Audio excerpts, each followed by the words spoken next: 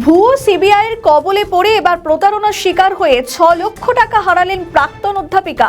তমলুক থানায় অভিযোগ দায়ের। প্রবাসী বাঙালি লখনৌ মিউজিক কলেজের প্রফেসর ডক্টর জয়শ্রী রায়, তার মেয়ে দেবশ্রী রায় চক্রবর্তী মহিষাদল গার্লস কলেজের প্রফেসর, আর সেই সূত্রে তিনি তমলুকের এক আবাসনে থাকেন। তার অভিযোগ, গত 22শে ডিসেম্বর এক অপরিচিত নম্বরে ফোন আসে দিল্লি থেকে।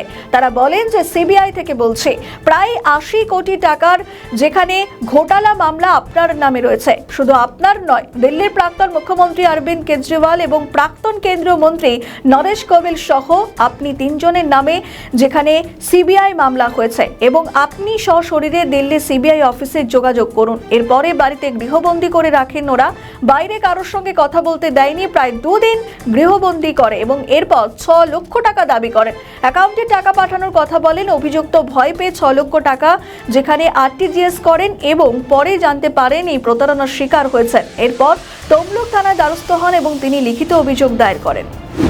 22 তারিখে আমি সকালবেলা পুজো টুজো সেরে বসে কাজ করছিলাম, নিজের পড়াশোনার কাজ বা কিছু করছিলাম। হঠাৎ ফোন এলো, 3টে না ডিফারেন্ট নাম্বার থেকে প্রথমে ফোন এসেছিল। বম্বে পুলিশ থেকে, পুলিশ হেডকোয়ার্টার থেকে বলছি। তারপরে আবার আমার হোয়াটসঅ্যাপ কল করে বলল যে আপনি জয়শ্রী রায়? বললাম হ্যাঁ। তো বললো একটা ফোন নাম্বার দেখি, বললো এটা আপনার। বললাম না, এটা আমার ফোন নাম্বার না। কিছুতেই শুনে না, বলে না এটা তো আপনারই নামে রয়েছে। এটা অক্টোবরে নেওয়া হয়েছে বম্বেতে, কি একটা আন্ধেরি না কোন একটা জায়গার নাম করে বললো, ওইখান থেকে আপনার ফোনটা নেওয়া হয়েছে। আর আপনার উপরে অ্যারেস্ট ওয়ারেন্ট আছে আমাদের কাছে। আপনাকে ফিজিক্যালি এখন এক্ষুনি বম্বে আসতে হবে। ফর্ম নিয়ে ভরুন, এই লিখুন সমস্ত। ওরা নিজেদের কি নাম, কার নামে যাবে, অ্যাকাউন্ট নাম্বার সমস্ত কিছু দিয়ে দিল।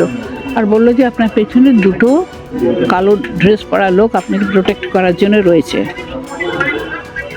এখন আমি ব্যাংকে গিয়ে তো কত লোক কালো ড্রেস পরা থাকে, তো সবাইকে 6 লাখ টাকা চাইলো তো আমার কাছে। 6 লাখ, 6 লাখ আমি দিয়ে দিলাম। ওদের আরটিজিএস না, ওতে দিয়ে দিলাম। তারপরে ওরা বললো যে चलिए ठीक है, अगर आप इनोसेंट है तो कल सुबह तक आपको गुड न्यूज़ मिल जाएगा। মানে আপনি সকালে বোধ আপনি একটা ভালো নিউজ পেয়ে যাবেন।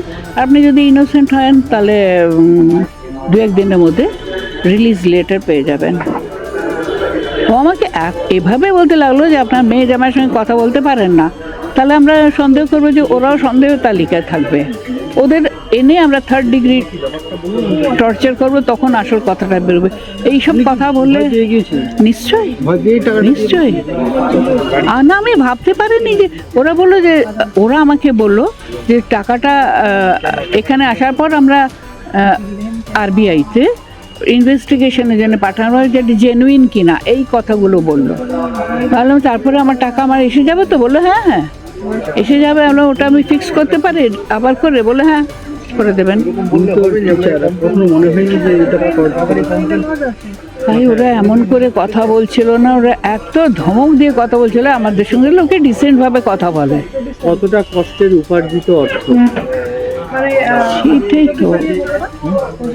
হাজব্যান্ডের পিএফ থেকে যা, উনি খুব অসুস্থ ছিলেন, অনেকই বেশি খরচা হয়ে গেছে। আর আমার বারে এখান থেকে ওখান থেকে এখান করাতে প্রচুর টাকা আমার লস হয়েছে। এই যে ছেলে মেয়েগুলো যারা এটা করছে তারা ডেফিনেটলি শিক্ষিত, নাহলে এত বড় একটা স্ক্যাম যারা করে তারা অশিক্ষিত হলে মোটেও করতে পারবে না। তারা নিশ্চয়ই অতিরিক্ত শিক্ষিত এবং এত ভালোভাবে পুরো জিনিসটা ওয়ার্কআউট করা আমার আপনার পক্ষে মানে আমরা যারা রেগুলারের কাজ করি আর এই সবগুলো সম্ভব নয়। আপনার মায়ের তো অনেক টাকাই দিয়েছি। হ্যাঁ, 6 লক্ষ টাকা।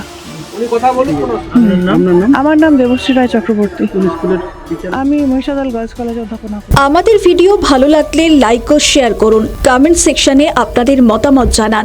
আরও ভিডিও পেতে আমাদের চ্যানেলটিকে সাবস্ক্রাইব করুন এবং প্রতি মুহূর্তে খবরের আপডেট পেতে প্রেস করুন বেল আইকন।